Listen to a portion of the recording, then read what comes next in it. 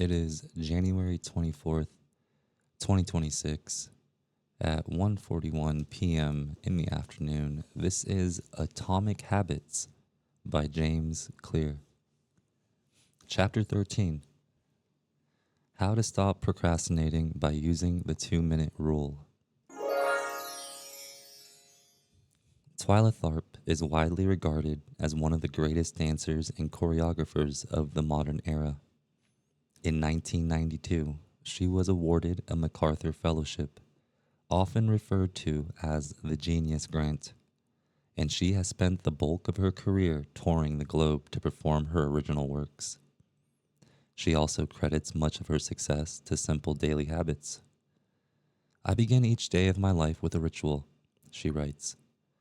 "I wake up at 5:30 a.m., put on my workout clothes, my leg warmers, my sweatshirt, and my hat.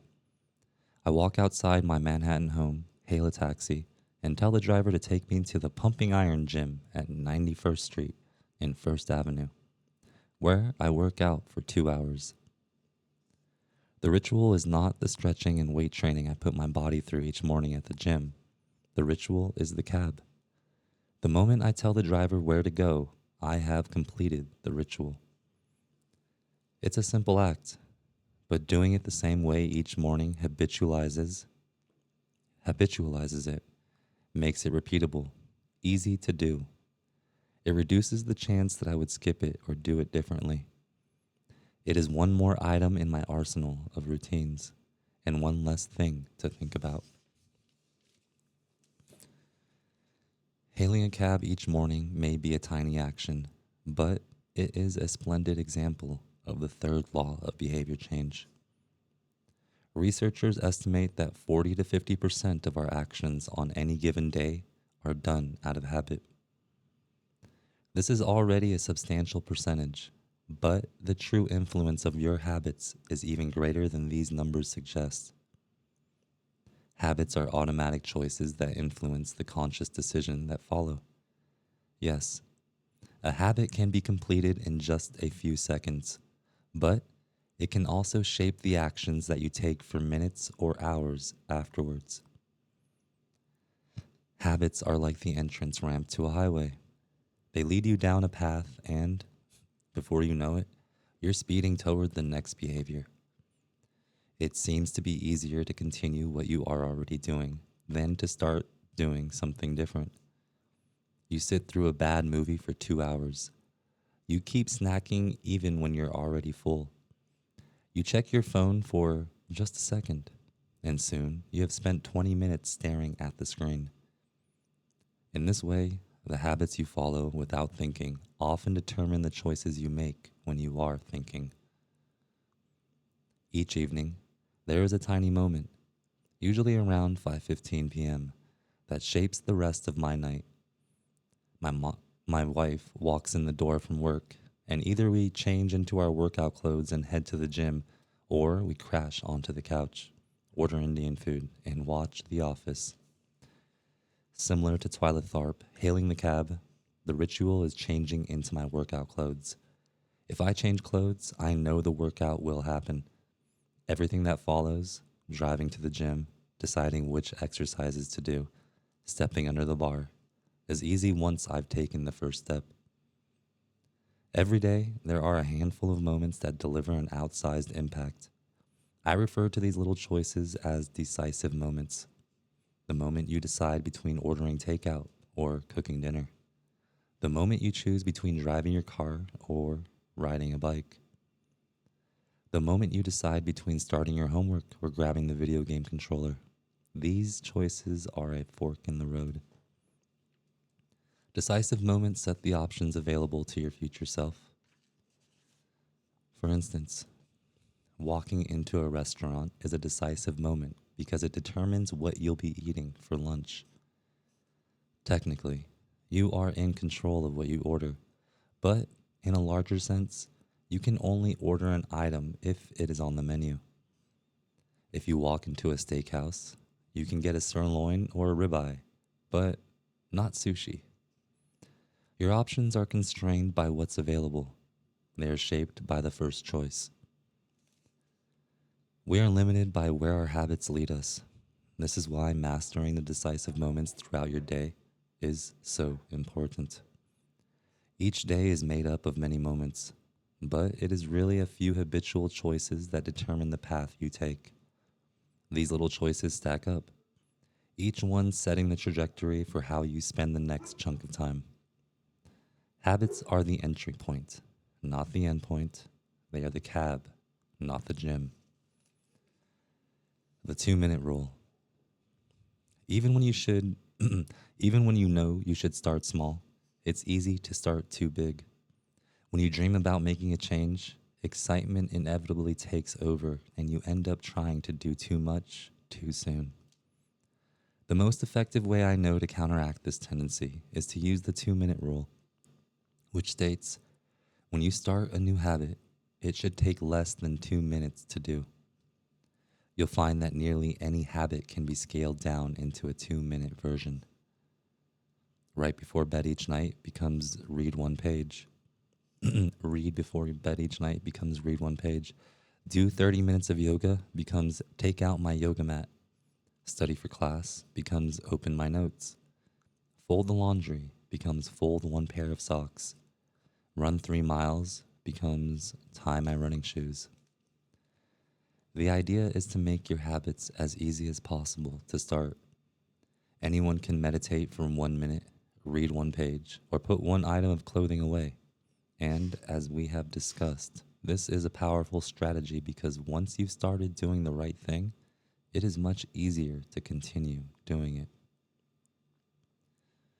A new habit should not feel like a challenge. The actions that follow can be challenging, but the first 2 minutes should be easy.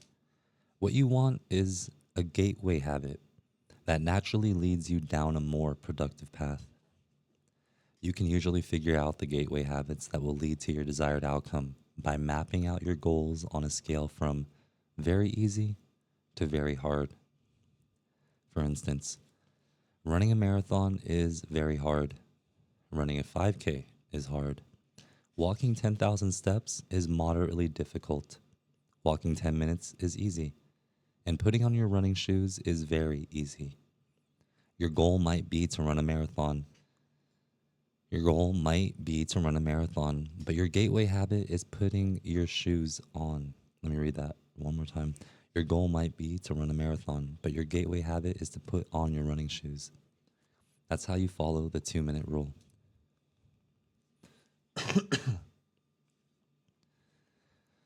People often think it's weird to get hyped up about reading one page or meditating for 1 minute or making one sales call. But the point is not to do one thing. The point is to master the habit of showing up. The truth is, a habit must be established before it can be improved. If you can't learn the basic skill of showing up, then you have little hope of mastering the finer details. Instead of trying to engineer a perfect habit from the start, do the easy thing on a more consistent basis. You have to standardize before you can optimize. As you master the art of showing up, the first 2 minutes simply become a ritual at the beginning of a large routine. This is not merely a hack to make habits easier, but actually the ideal way to master a difficult skill. The more you ritualize the beginning of a process, the more likely it becomes that you can slip into the state of deep focus that is required to do great things. By doing the same warm-up before every workout, you make it easier to get into a state of peak performance. By following the same creative ritual, you make it easier to get into the hard work of creating. By developing a consistent power down habit, you make it easier to get to bed at a reasonable time each night. You may not be able to automate the whole process, but you can make the first action mindless, make it easy to start, and the rest will follow. The 2 minute rule can seem like a trick to some people. You know that the real goal is to do more than just 2 minutes, so it may feel like you're trying to fool yourself. Nobody is actually aspiring to read one page or to do one push-up or just open their notes. And if you know it's a mental trick, why would you fall for it? If the 2-minute rule feels forced, try this. Do it for 2 minutes and then stop. Go for a run, but you must stop after 2 minutes. Start meditating, but you must stop after 2 minutes. Study Arabic, but you must stop after 2 minutes. It's not a strategy for starting, it's the whole thing. Your habit can only last 120 seconds. One of my readers used this strategy to lose over 100 pounds. In the beginning, he went to the gym each day, but he told himself he wasn't allowed to stay more than 5 minutes. He would go to the gym, exercise for 5 minutes, and leave as soon as his time was up. After a few weeks, he looked around and thought, well, I'm always coming here anyway. I might as well start staying a little longer. A few years later, the weight was gone. Journaling provides another example. Nearly everyone can benefit from getting their thoughts out of their head and onto paper. But most people give up after a few days or avoid it entirely because journaling feels like a chore. The secret is to always stay below the point where it feels like work. Greg McKeown, am I saying that right? A leadership consultant from the United Kingdom, built a daily journaling habit by specifically writing less than he felt like. He always stopped journaling before it seemed like a hassle. Ernest Hemingway believed in similar advice for any kind of writing. The best way is to always stop. My brain's turning off.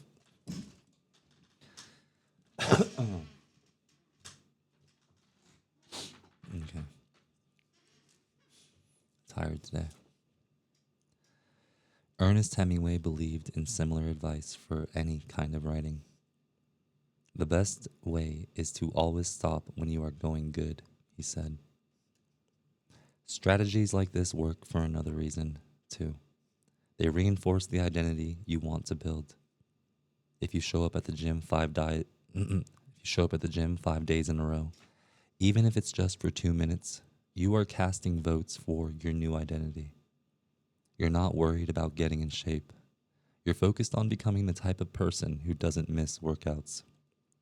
You're taking the smallest action that confirms the type of person you want to be. We rarely think about change this way because everyone is consumed by the end goal. But one push-up is better than not exercising. 1 minute of guitar practice is better than none at all. 1 minute of reading is better than never picking up a book.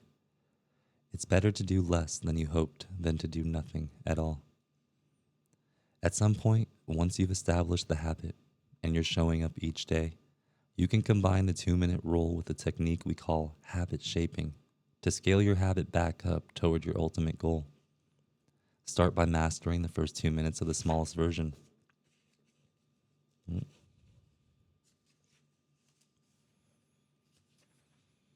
By the smallest version of the behavior, then advance to an intermediate step and repeat the process, focusing on just the first 2 minutes and mastering that stage before moving on to the next level.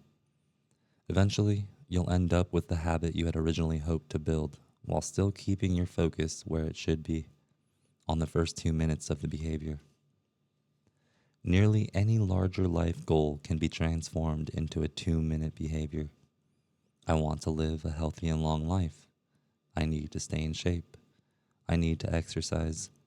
I need to change into my workout clothes. I want to have a happy marriage. I need to be a good partner. I should do something each day to make my partner's life easier. I should meal plan for next week. Whenever you are struggling to stick with a habit, you can employ the 2-minute rule. It's a simple way to make your habits easy. Chapter 14. How to make good habits inevitable and bad habits impossible. In the summer of 1830, Victor Hugo was facing an impossible deadline. 12 months earlier, the French author had promised his publisher a new book, but instead of writing, he spent that year pursuing other projects. entertaining guests, and delaying his work. Frustrated, Hugo's publisher responded by setting a deadline less than 6 months away. The book had to be finished by February 1831. Hugo concocted a strange plan to beat his procrastination.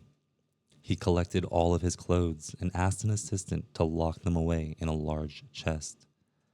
He was left with nothing to wear except a large shawl.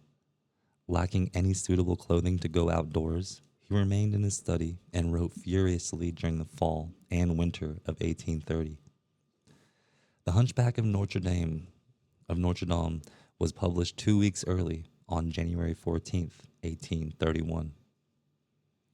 Sometimes success is less about making good habits easy and more about making bad habits hard. This is an inversion of the third law of behavior change: make it difficult.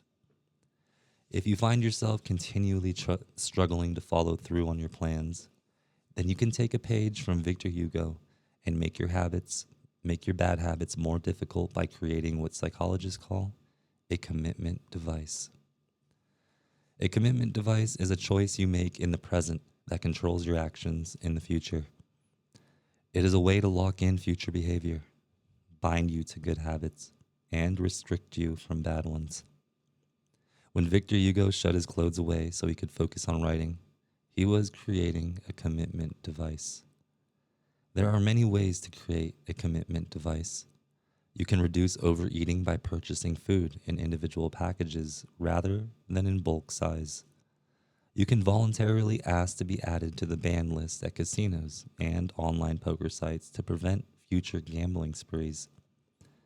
I've even heard of athletes who have to make weight for a competition, choosing to leave their wallets at home during the week before weigh-in so they won't be tempted to buy fast food. As another example, my friend and fellow habits expert, Nir Eyal, purchased an outlet timer, which is an adapter that he plugged in between his internet router and the power outlet. At 10 p.m. each night, the outlet timer cuts off the power to the router. When the internet goes off, everyone knows it is time to go to bed. Commitment devices are useful because they enable you to take advantage of good intentions before you can fall victim to temptation. Whenever I'm looking to cut calories, for example, I will ask the waiter to split my meal and box half of it to go before the meal is served. If I waited until the meal came out and told myself, I'll just eat half, it would never work. The key is to change the task. The key is to change the task such that it requires more work to get out of the good habit than to get started on it. If you're feeling motivated to get in shape, schedule a yoga session and pay ahead of time. If you're excited, what the hell did I just read? If you're feeling motivated to get in shape, schedule a yoga session and pay ahead of time. If you're excited about business you want to start, email an entrepreneur you respect and set up a consulting call. When the time comes to act, the only way to bail is to cancel the meeting, which requires effort and may cost money. Commitment devices increase the odds that you'll do the right thing in the future by making bad habits difficult in the present. However, we can do even better. We can make good habits inevitable and bad habits impossible. How to automate a habit and never think about it again. John Henry Patterson was born in Dayton, Ohio in 1844. He spent his childhood doing chores on the family farm and working shifts at his father's sawmill.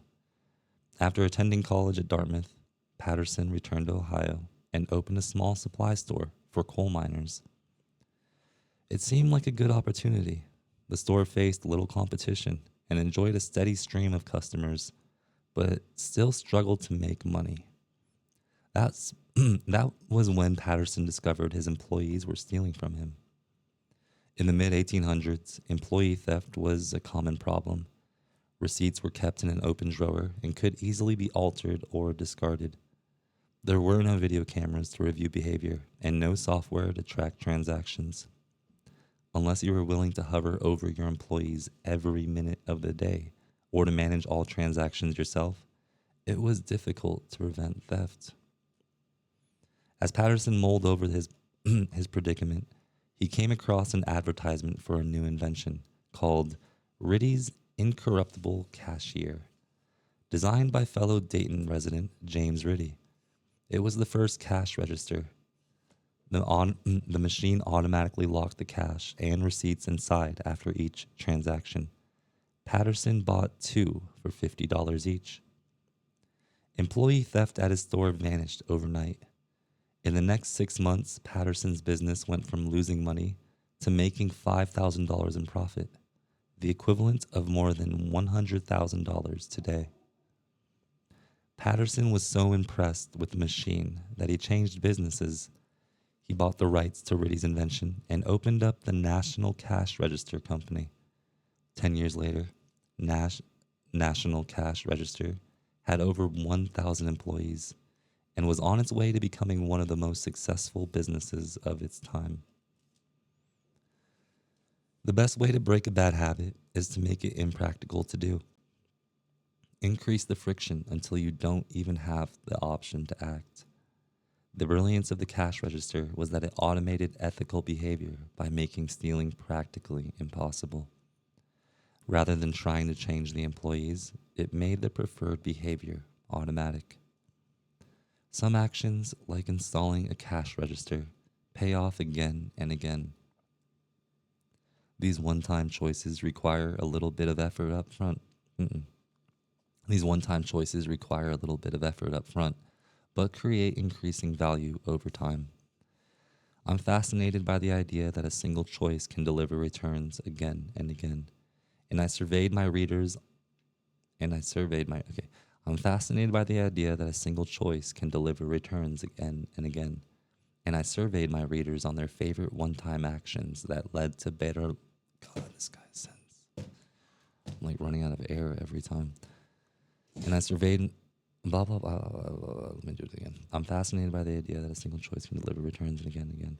And I surveyed my readers on their favorite one-time actions that lead to better long-term habits. The table on the following page shares how did this guy sell so many books?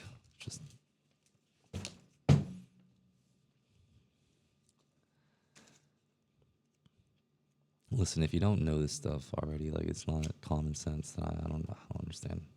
You don't need to read 200 pages to develop a good habit, dude. This guy needs better sentence structure. That's all I ask. I'd wager that if the average person were to simply do half of the one-time actions on this list, even if they didn't give another thought to their habits, most would find themselves living a better life a year from now. These one-time actions are a straightforward way to employ the third law of behavior change. They make it easier to sleep well, eat healthy, be productive, save money, and generally live better. Of course, there are many ways to automate good habits and eliminate bad ones. Typically, they involve putting technology to work for you.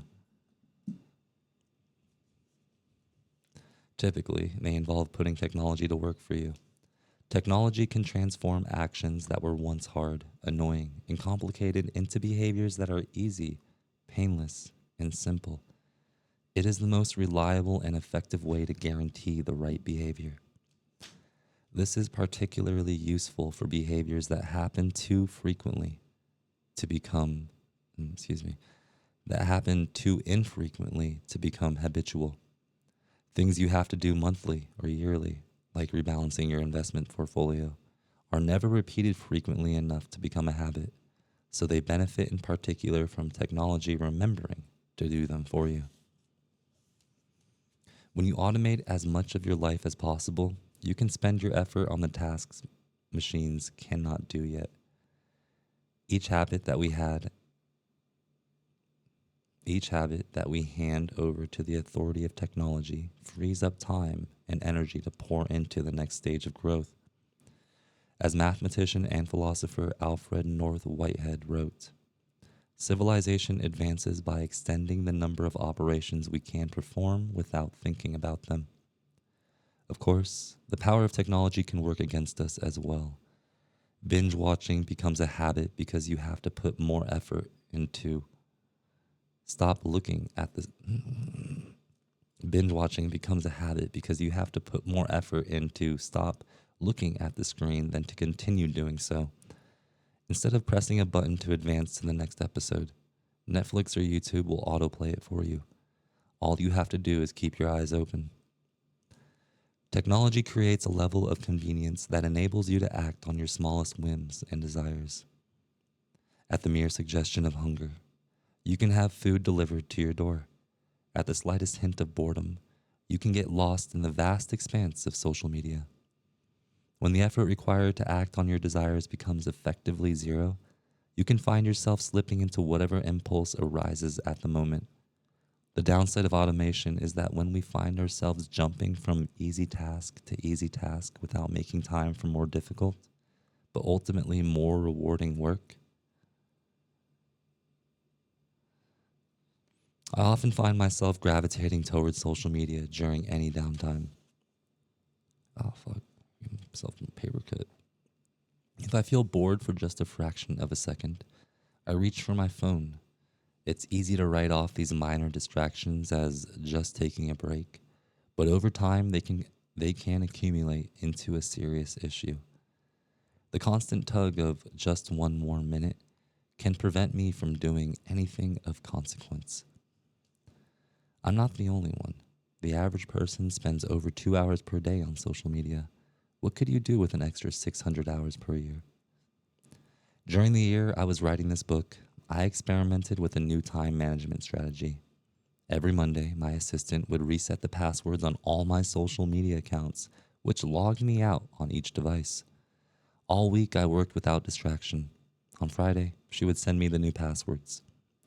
I had the entire weekend to enjoy what social media had to offer until Monday morning, when she would do it again.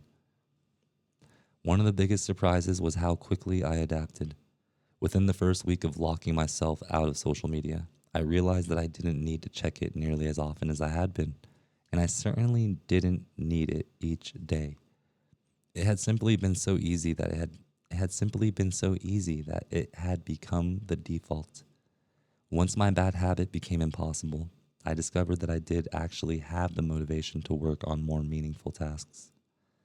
After I removed the mental candy from my environment, it became much easier to eat the healthy stuff. When working in your favor, automation can make your good habits inevitable and your bad habits impossible. It is the ultimate way to lock in future behavior rather than relying on willpower in the moment. By utilizing commitment devices, strategic one-time decisions, and technology, you can create an environment of inevitability, a space where good habits are not just an outcome you hope for, but an outcome that is virtually guaranteed.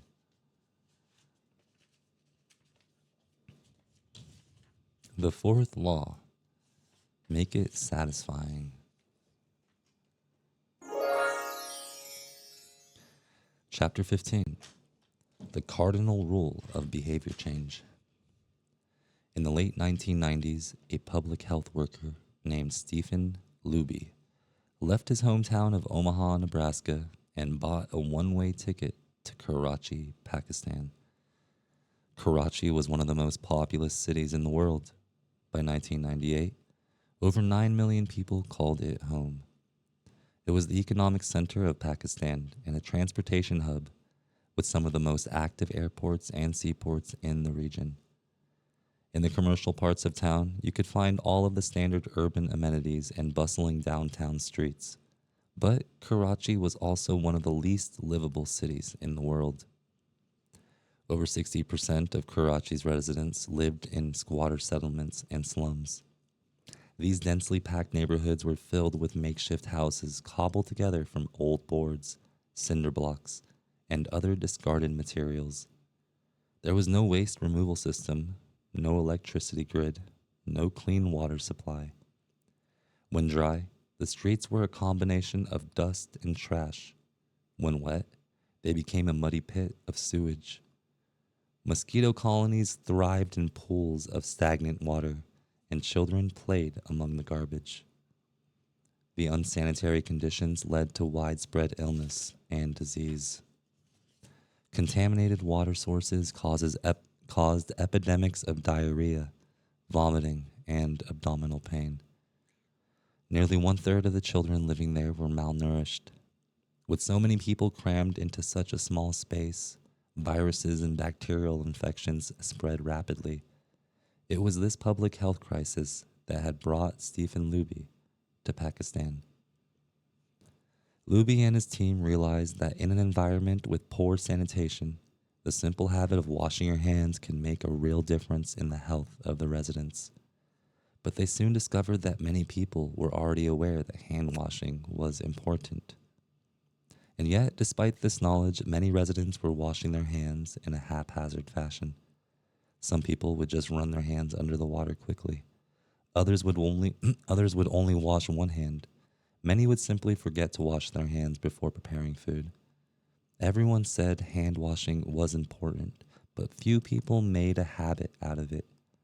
The problem wasn't knowledge, the problem was consistency.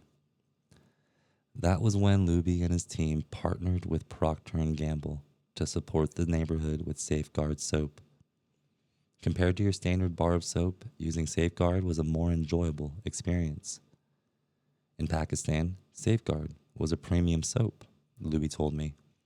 The study participants commonly mentioned how much they liked it. The soap foamed easily, and people were able to lather their hands with suds. It smelled great. Instantly, hand washing became slightly more pleasurable. I see the goal of hand washing promotion not as behavior change, but as habit adoption, Luby said. It is a lot easier for people to adopt a product that provides a strong positive sensory signal. For example, the mint taste of toothpaste, than it is to adopt a habit that does not provide pleasurable sensory feedback, like flossing one's teeth. The marketing team at Procter & Gamble talked about trying to create a positive hand washing experience. Within months, the researchers saw a rapid shift in the health of children in the neighborhood.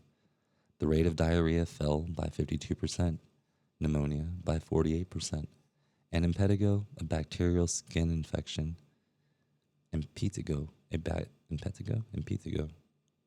bacterial skin infection by 35%. The long-term effects were even better.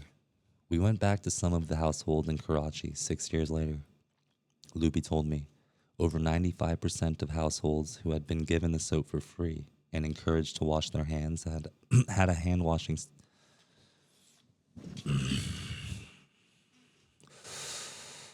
Over 95% of households who had been given the soap for free and encouraged to wash their hands had a hand washing station with soap and water available when our study team visited.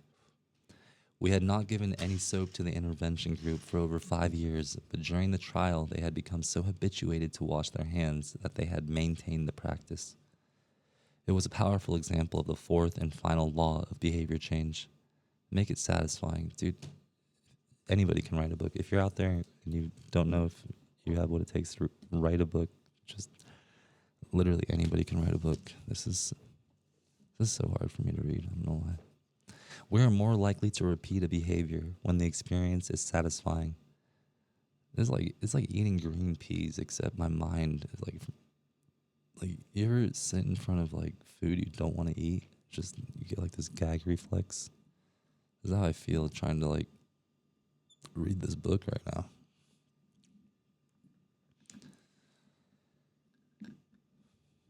We are more likely to repeat a behavior when the experience is satisfying. This is entirely logical. Feelings of pleasure, even minor ones like washing your hands with soap that smells nice and lathers well, are signals that tell the brain, this feels good. Do this again. Next time. Pleasure teaches your brain that a behavior is worth repeating and repeating. Take the story of chewing gum. Chewing gum has been sold commercially throughout the 1800s, but it wasn't until Wrigley launched in 1891 that it became a worldwide habit. Early versions were made from relatively bland resins, chewy but not tasty. Wrigley revolutionized the industry by adding flavors like spearmint and juicy fruit, which made the product flavorful and fun to use. They went a step further and began pushing chewing gum as a pathway to clean your mouth. Advertisements told readers to refresh your taste. Tasty flavors and the feeling of a fresh mouth provided little bits of immediate reinforcement and made the product satisfying to use. Consumption skyrocketed, and Wrigley became the largest chewing gum company in the world. Toothpaste had a similar trajectory. Manufacturers enjoyed great success when they added flavors like spearmint, peppermint, and cinnamon to their products. These flavors don't improve the effectiveness of toothpaste. They simply create a clean mouth feel and make the experience of brushing your teeth more pleasurable. My wife actually stopped using Sensodyne because she didn't like the aftertaste. She switched to a brand with a stronger mint flavor, which proved to be more satisfying. Conversely, if an experience is not satisfying, we have little reason to repeat it. In my research, I came across the story of a woman who had a narcissistic relative who drove her nuts. In an attempt to spend less time with this egomaniac, she acted as dull and as boring as possible whenever he was around. Within a few encounters, he started avoiding her because he found her so uninteresting. Stories like these are evidence of the cardinal rule of behavior change. What is rewarded is repeated. What is punished is avoided.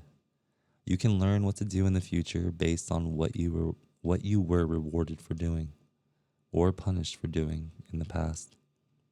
Positive emotions cultivate habits. Negative emotions destroy them. The first three laws of behavior change: make it obvious, make it attractive, and make it easy, increase the odds that a behavior will be performed this time. The fourth law of behavior change, make it satisfying, increases the odds that a behavior will be repeated next time. It completes the habit loop. But there is a trick. We are not looking for just any type of satisfaction. We are looking for immediate satisfaction. The mismatch between immediate and delayed rewards. Imagine you're an animal roaming the plains of Africa, a giraffe or an elephant or a lion. On any given day, most of your decisions have an immediate impact. You are always thinking about what to eat or where to sleep or how to avoid a predator. You are constantly focused on the present or the very near future. You live in what scientists call an immediate return environment because your actions instantly deliver clear and immediate outcomes. Now, switch back to your human self. In modern society, many of the choices you make today will not benefit you immediately. If you do a good job at work, you'll get a paycheck in a few weeks. If you exercise today, perhaps you won't be overweight next year. If you save money now, maybe you'll have enough for retirement decades from now. You live in what scientists call a delayed return environment, because you can work for years before your actions deliver the intended payoff. The human brain did not evolve for life in a delayed return environment. The earliest remains of modern humans, known as Homo sapiens, are approximately 200,000 years old. These were the first humans to have a brain relatively similar to ours. In particular, the neocortex, the newest part of the brain and the region responsible for higher functions like language, was roughly the same size 200,000 years ago as today. You are walking around with the same hardware as your Paleolithic ancestors. It is only recently, during the last 500 years or so, that society has shifted to a predominantly delayed return environment. Compared to the age of the brain, modern society is brand new. In the last 100 years, we have seen the rise of the car, the airplane, the television, the personal computer, the internet, the smartphone, and Beyonce. The world has changed much in recent years, but human nature has changed little. Similar to other animals on the African savanna, our ancestors spent their days responding to grave threats, securing the next meal, and taking shelter from a storm. It made sense to place a high value on instant gratification. The distant future was less of a concern, and after thousands of generations in an immediate return environment, our brains evolved to prefer quick payoffs to long term ones. Behavioral economists refer to this tendency as time inconsistency. That is, the way your brain evaluates rewards is inconsistent across time. You value the present more than the future. Usually, this tendency serves us well. A reward that is certain right now is typically worth more than one that is merely possible in the future. But occasionally, our bias toward instant gratification causes problems. Why would someone smoke if they know it increases the risk of lung cancer? Why would someone overeat when they know it increases the risk of obesity? Why would someone have unsafe sex if they know it can cause or can result in sexually transmitted diseases? Once you understand how the brain prioritizes rewards, the answers become clear. The consequences of bad habits are delayed, while the rewards are immediate. Smoking might kill you in 10 years, but it reduces stress and eases your nicotine cravings now. Overeating is harmful in the long run, but appetizing in the moment. Sex, safe or not, provides pleasure right away. Disease and infection won't show up for days or weeks, even years. Every habit produces multiple outcomes across time. Unfortunately, these outcomes are often misaligned. With our bad habits, the immediate outcome usually feels good, but the ultimate outcome feels bad. With good habits, it is the reverse. The immediate outcome is unenjoyable, but the ultimate outcome feels good. The French economist Bastiat, Frederick Bastiat, explained the problem clearly when he wrote, "It almost always happens that when the immediate consequence is favorable, the later consequences are disastrous, and vice versa. Often the sweeter the first fruit of a habit, the more bitter are its later fruits." Put another way, the cost of your good habits are in the present. The cost of your bad habits are in the future. The brain's tendency to prioritize the present moment means you can't rely on good intentions. When you make a plan to lose weight, write a book, or learn a language, you are actually making plans for your future self. And when you envision what you want your life to be like, it is easy to see the value in taking actions with long-term benefits. We all want better lives for our future selves. However, when the moment of decision arrives, instant gratification usually wins. You are no longer making a choice for future you, who dreams of being fitter or wealthier or happier. You are choosing for present you, who wants to be full, pampered, and entertained. As a general rule, the more immediate pleasure you get from an action, the more strongly you should question whether it aligns with your long-term goals. With a fuller understanding of what causes our brain to repeat some behaviors and avoid others, let's update the cardinal rule of behavior change. What is immediately rewarded is repeated. What is immediately punished is avoided. Our preference for instant gratification reveals an important truth about success. Because of how we are wired, most people will spend all day chasing quick hits of satisfaction. The road less traveled is the road of delayed gratification. If you're willing to wait for the rewards, you'll face less competition and often get a bigger payoff. As the saying goes, the last mile is always the least crowded. This is precisely what research has shown. People who are better at delaying gratification have higher SAT scores, lower levels of substance abuse, lower likelihood of obesity, better responses to stress, and superior social skills. We've all seen this play out in our lives. If you delay watching television and get your homework done, you'll generally learn more and get better grades. If you don't buy desserts and chips at the store, you'll often eat healthier food when you get home. At some point, success in nearly every field requires you to ignore an immediate reward in favor of a delayed reward. Here's the problem: most people know that delaying gratification is the wise approach. They want the benefits of good habits, to be healthy, productive, at peace. But these outcomes are seldom top of mind at the decisive moment. Thankfully, it's possible to train yourself to delay gratification, but you need to work with the grain of human nature, not against it. The best way to do this is to add a little bit of immediate pleasure to the habits that pay off in the long run, and a little bit of immediate pain to the ones that don't. How to turn instant gratification to your advantage. The vital thing in getting a habit to stick is to feel successful, even if it's in a small way. The feeling of success is a signal that your habit paid off and that the work was worth the effort. In a perfect world, the reward for a good habit is the habit itself.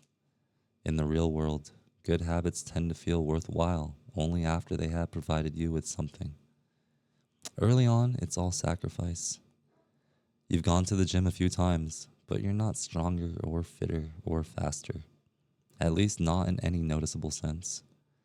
It's only months later, once you shed a few pounds or your arms gain some definition, that it becomes easier to exercise for its own sake. In the beginning, you needed a reason to stay on track. This is why immediate rewards are essential. They keep you excited while the delayed rewards accumulate in the background. What we're really talking about here when we're discussing immediate rewards is the ending of a behavior. The ending of any experience is vital because we tend to remember it more than other phases. You want the ending of your habit to be satisfying. The best approach is to use reinforcement, which refers to the process of using an immediate reward to increase the rate of behavior. Habit stacking, which we covered in Chapter 5, ties your habit to an immediate cue, which makes it obvious when to start. Reinforcement ties your habit to an immediate reward, which makes it satisfying when you finish. Immediate reinforcement can be especially helpful when dealing with habits of avoidance, which are behaviors you want to stop doing. It can be challenging to stick with habits like no frivolous purchases or no alcohol this month, because nothing happens when you skip happy hour drinks or don't buy that pair of shoes. It can be hard to feel satisfied when there's no action in the first place. All you're doing is resisting temptation, and there isn't much satisfying about that. One solution is to turn the situation on its head. You want to make avoidance visible. Open a savings account and label it for something you want, maybe leather jacket. Whenever you pass on a purchase, put the same amount of money in the account. Skip your morning latte, transfer $5. Pass on another month of Netflix, move $10 over. It's like creating a loyalty program for yourself. The immediate reward of seeing yourself save money toward the leather jacket feels a lot better than being deprived. You are making it satisfying to do nothing. One of my readers and his wife used a similar setup. They wanted to stop eating out so much and start cooking together more. They labeled their savings account "Trip to Europe." Whenever they skipped going out to eat, they transferred $50 into the account. At the end of the year, they put the money toward the vacation. It is worth noting that it is important to select short-term rewards that reinforce your identity rather than ones that conflict with it. Buying a new jacket is fine if you're trying to lose weight or read more. Buying a new jacket is fine if you're trying to lose weight or read more books, but it doesn't work if you're trying to budget and save money. Instead, taking a bubble bath or going on a leisurely walk are good examples of rewarding yourself with free time, which aligns with your ultimate goal of more freedom and financial independence. Similarly, if your reward for exercising is eating a bowl of ice cream, then you're casting votes for conflicting identities, and it ends up being a wash. Instead, maybe your reward is a massage, which is both a luxury and a vote toward caring for your body. Now, the short term reward is aligned with your long term vision of being a healthy person. Eventually, an intrinsic reward like a better mood, more energy, and reduced stress kick in. You'll become less concerned with chasing the secondary reward. The identity itself becomes the reinforcer. You do it because it's who you are and it feels good to you. And it feels good to be you. The more a habit becomes part of your life, the less you need outside encouragement to follow through. Incentives can start a habit. Identity sustains a habit. That said, it takes time for the evidence to accumulate and new identity to emerge. Immediate reinforcement helps maintain motivation in the short term while you're waiting for the long-term rewards to arrive. In summary, a habit needs to be enjoyable for it to last. Simple bits of reinforcement like soap that smells great, or toothpaste that has a refreshing mint flavor, or seeing $50 hit your savings account can offer the immediate pleasure you need to enjoy a habit. And change is easy when it's enjoyable.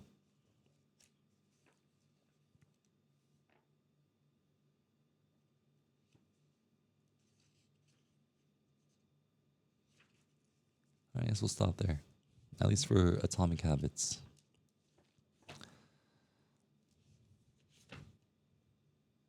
All the way up to page 193. All right. Thanks for joining me.